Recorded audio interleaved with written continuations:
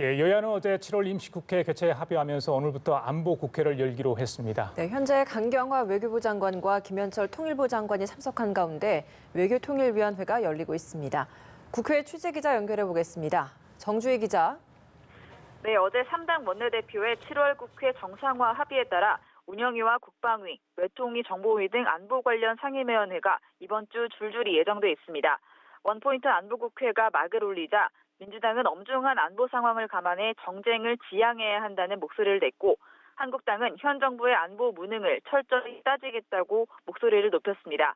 민주당 이인영 원내대표는 한국당을 향해 국민들은 일제 불매 운동과 함께 국회와 정치도 국산화해야 한다고 한다며 정치 국산화의 화살이 자신들로 향하는 게 아닐지 다성해야 한다고 비판했습니다.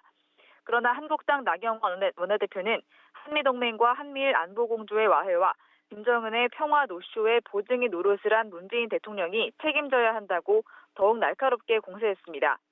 바른미래당 오신환 원내대표는 최근 일련의 사태와 한반도 안보 상황에 대해 정부 대응의 적절성을 따지겠다고 강조했습니다.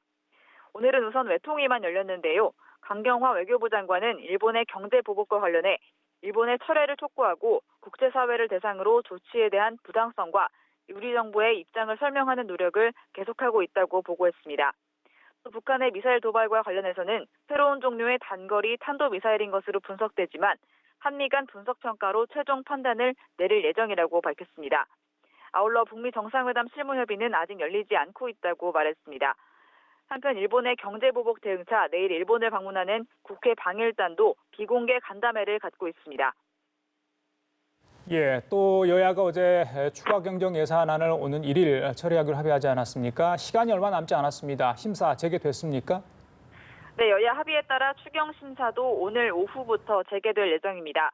합의한 대로 모레 추경안을 처리하려면 이틀도 채 남지 않아 졸속 심사 우려가 나오는 상황에서 여야는 여전히 큰 인식차를 보이고 있습니다. 민주당은 경제 활성화 추경임을 강조했는데요. 이인영 원내대표는 어려운 대내외 경제 상황에 신속히 대응할 수 있도록 심사에 전력을 다할 것이라며 정부는 2달 안에 70%의 예산을 집행할 수 있게 비상하게 준비해달라고 주문했습니다. 반면 한국당은 선심성 예산은 덜어내겠다는 방침입니다. 나경원 원내대표는 이틀 동안 꼼꼼히 심사해서 국민의 부끄럽지 않은 추경이 되게 하겠다며 붉은 수돗물 등 안전 예산을 추가하고 현금 살포성 복지 예산은 삭감하겠다고 강조했습니다. 현재 예결위에서 1차 감액 심사는 끝났지만 90% 이상이 견해차로 인해 보류된 상태인 것으로 알려졌는데요.